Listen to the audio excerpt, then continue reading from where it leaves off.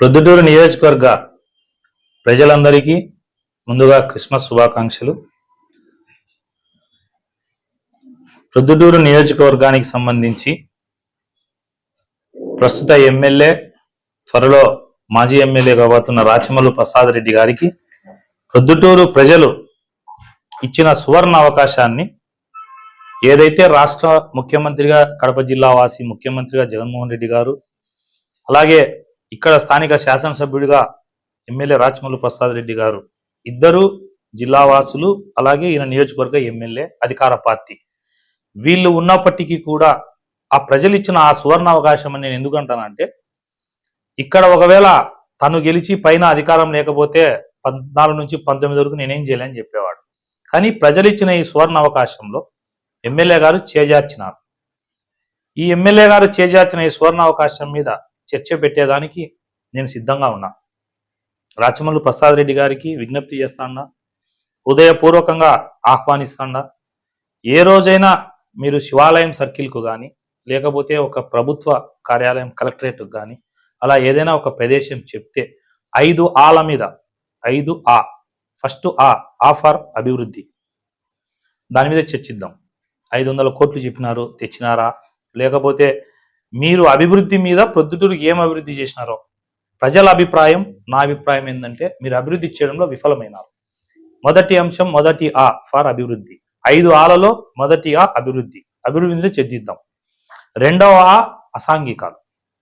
అసాంఘిక కార్యక్రమాలకు అడ్డాగా ప్రొద్దుటూరును మీరు మార్చినారు. ఇది ప్రొద్దుటూరు ప్రజలు నేను చెప్తున్నా. ఇది మీరు చేయకపోయినా దీనిపైన చర్చిద్దాం. అసాంఘికాలు రెండవ ఆ.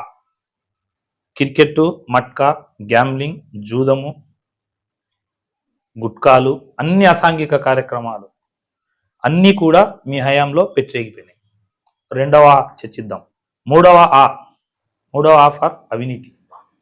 ఎక్కడ చూసినా కూడా విచ్చలవిడిగా అవినీతి, లంచాలు, ప్రతి దాంట్లో అవినీతే. ప్రతి ప్రభుత్వ శాఖలో కానీ, మీ దగ్గర పంచాయతీలు కానీ, ఏ ల్యాండ్కు సంబంధించిన పంచాయతీలు కానీ అన్ని అవినీతుల మీద చర్చిద్దాం. మూడో ఆఫర్ అవినీతి. 4వ ఆఫర్ అరాచకాలు, భూ కబ్జాలు, ఇసుక దోపిడీ, పోలీసుల పైన దాడులు, ప్రతిపక్షాల పైన దాడులు, మా పైన కేసులు అన్నీ ఉన్నాయి. అరాచకాలు అనే దానిలో అన్ని చర్చిద్దాం సుదీర్ఘంగా. ఎమ్మెల్యే గారు రాచమల్లు ప్రసాద్ రెడ్డి, నువ్వు ఎప్పుడైనా ఒకరోజు ఫ్రీ టైం చూసుకొని చెబితే వీటిపైన చర్చిద్దాం. 4వ 5వ వచ్చేసి అసమర్థత. ప్రొద్దుటూరుకు రావాల్సిన నిధులు తేవడంలో కానీ, ప్రొద్దుటూరుకు రావాల్సిన మెడికల్ కాలేజ్ కానీ, ప్రొద్దుటూరుకు రావాల్సిన పరిశ్రమలు కానీ, తమరు తెస్తామనే పరిశ్రమలు కానీ, అంటే యాజ్ ఏ ఎమ్మెల్యేగా మీ అసమర్థత. గవర్నమెంట్ చేతుల్లో ఉండి జగన్మోహన్ రెడ్డి గారు జిల్లావాసి ముఖ్యమంత్రిగా ఉన్నప్పుడు తేలేకపోతే దాన్ని అసమర్థత అంటారు. ఈ 5 అంశాలు ఎమ్మెల్యే గారు మరొకసారి వినండి. 5 ఆలు. 1 అభివృద్ధి, 2వ అసాంఘికాలు, 3వది అవినీతి, 4వది అరాచకాలు, 5వది అసమర్థత. ఈ 5 మీద చర్చిద్దాం. ఈ సువర్ణ అవకాశాన్ని ఎందుకు కోల్పోయినారో కూడా ప్రజలకు తెలియజేద్దాం. మనస్ఫూర్తిగా, హృదయపూర్వకంగా విజ్ఞప్తి చేస్తాను ఎమ్మెల్యే గారికి.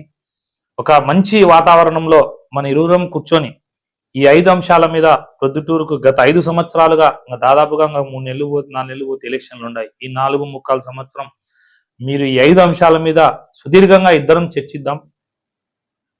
వాస్తవాలను నేను బయటికి తీస్తా. మీరు నిజంగా గాన అభివృద్ధి, మీరు అన్ని గాన బాగా చేసి వింటే మీరు కూడా రండి. ఇద్దరము ఒక ఫ్రెండ్లీ వాతావరణంలో ప్రొద్దుటూరు ప్రజలకు కూడా తెలియాల్సిన అవసరం ఉంది. ఎందుకంటే కేవలం మీరు అబద్ధాలు చెప్తూ, నటన చేస్తూ కాలయాపన చేసినారు. ఇంకొకటి, ఎమ్మెల్యే గారు మాట్లాడతా మార్కెట్లో ప్రవీణ్ మార్కెట్కి వస్తే ఎవరు లేరు వెనకాల అని మాట్లాడినాడు. నేను ఎమ్మెల్యే గారికి విజ్ఞప్తి చేస్తానా, మాజీ ఎమ్మెల్యే కాబోతున్నారు, మీకు నా విజ్ఞప్తి ఏంటంటే, నా వెనకాల ఎవరున్నారు అనేది మీకు అనవసరమైన క్వశ్చన్. అది ఇప్పుడు నేను మాట్లాడితే మీరు ఆన్సర్ కూడా చెప్పలేరు. ఒకటే క్వశ్చన్ అడుగుతా, ఎక్కువద్దు. మీ పుట్టినరోజు సందర్భంగా మీ వైకాపాలో ఉన్నటువంటి కౌన్సిలర్లు ఎంతమంది మీ బ్యానర్లు వేసినారు? ఎంతమంది కౌన్సిలర్లు మీకు శుభాకాంక్షలు తెలియజేసినారు? ఎంతమంది సర్పంచులు, ఎంపీటీసీలు మీకు శుభాకాంక్షలు తెలియజేసినారు? అంటే మీ పార్టీలో ఉన్నటువంటి నాయకులే ఫస్ట్ మీ దగ్గర లేరు. మళ్ళా మీరు ఎదుటి వ్యక్తిని నా దగ్గరికి వచ్చి మార్కెట్కి వస్తే మనుషులు లేరు, అవన్నీ మీకు అనవసరమైన సబ్జెక్టులు. దయచేసి నా మీద పెట్టాల్సిన శ్రద్ధని ప్రొద్దుటూరు ప్రజల అభివృద్ధి కోసం, ప్రజలు పడుతున్న కష్టాల కోసం పెట్టాలి. రెండవది, తెలుగుదేశం పార్టీ టికెట్ శుభాకాంక్షలు ప్రవీణ్కి అని చెప్పినారు. సరే, శుభాకాంక్షలు తెలియజేసినందుకు మీకు ధన్యవాదాలు, మనస్ఫూర్తిగా మీకు ధన్యవాదాలు తెలియజేస్తాను. కానీ ఇక్కడ నా అభ్యంతరం ఏంటంటే, ఒకరోజు యువగలంలో చిన్నోడు ముందున్నాడు అంటావు, ఒకరోజు వచ్చేసి ఇప్పుడు సురేష్ నాయుడు ముందున్నాడు అంటావు, మళ్ళా ఇప్పుడు పెద్ద ఆయన ఫీల్డ్లోకి వచ్చినాడు, పెద్ద ఆయన ఉన్నాడు, నా గురువుతో నేను తగలాలా, నా ఇష్టం, నా గురువుతోనే నేను యుద్ధం చేయాలా అంటావు. నాలుగోది, మళ్ళా వస్తావు ప్రవీణ్కే వెల్కమ్ ప్రవీణ్ అంటావు. ఏది అసలు నీకేం సంబంధం? తెలుగుదేశం పార్టీలో ఎవరికి టికెట్ ఇస్తున్నారో నీకు సంబంధమా? ఒకరోజు ప్రెస్కి వస్తావు, నలుగురు కలిసి రండి అంటావు, ఒకరోజు ఇట్లా రండి అంటావు. దీనికి నా జవాబు, తెలుగుదేశం పార్టీ అభ్యర్థిని నిర్ణయించేది చంద్రబాబు నాయుడు గారు, లోకేష్ గారు, నువ్వు కాదు. నీ వైకాపా టికెట్ ఫస్ట్ నీకు ఇస్తారో లేదో, ఎందుకంటే ఎమ్మెల్సీ రమేష్ యాదవ్ గారు వచ్చి బీసీలకే సీట్ ఇస్తారని చెప్పి ఆయన ఒక పక్క ప్రచారం చేస్తున్నాడు. శివచంద్రారెడ్డి గారు నాకే ఎమ్మెల్యే సీటు, ఈయనను మారుస్తున్నారు, 83 మంది లిస్టులో ఫస్ట్ కడప జిల్లాలో ఫస్ట్ లిస్టు బొద్దుటూరు ఎమ్మెల్యే ఉన్నాడు, మీ వాళ్ళే అంటున్నారు. ఇంకొక మైనార్టీ నాయకుడు ఇప్పుడు కొత్తగా వచ్చి కౌన్సిలరు, నాకే మైనార్టీస్ కోటా కింద నాకే టికెట్ అంటున్నాడు.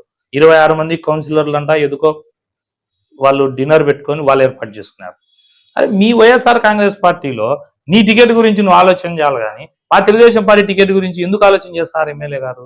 అసలు మీకేంటి సంబంధం? తెలుగుదేశం పార్టీ టికెట్ ఎవరికి ఇస్తారో చంద్రబాబు నాయుడు గారు, లోకేష్ గారు నిర్ణయిస్తారు. నిర్ణయించిన తర్వాత ఇక్కడ ఉన్నటువంటి నాయకులు అందరినీ కూడా కలుసుకుంటాం, అందరినీ పార్టీ వాళ్ళు కలుపుతారు, అందరం కూర్చుంటాం, ఏకతాటిగా మీ పైన గెలిచేదాని కోసము మాకున్న